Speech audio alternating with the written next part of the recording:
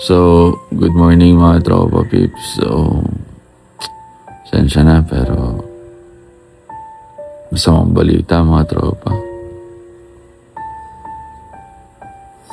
So, wala na si Daddy Rod, yung 25k followers natin mga tropa.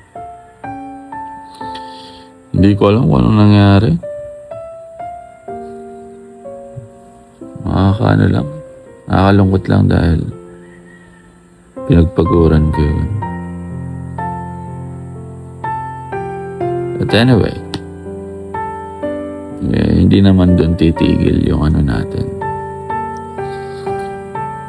Yung pagpapasaya natin, and then hindi rin naman titigil yung natin.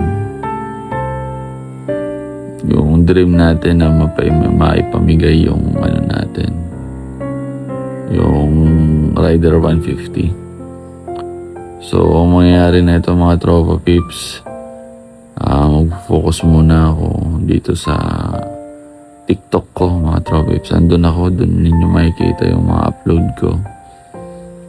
And then, yan dito sa Daddy Rod na 2.0.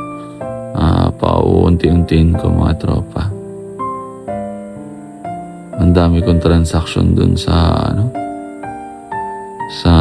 account ko na Ronrod. Pero okay lang, wala tayong magagawa. Nangyari.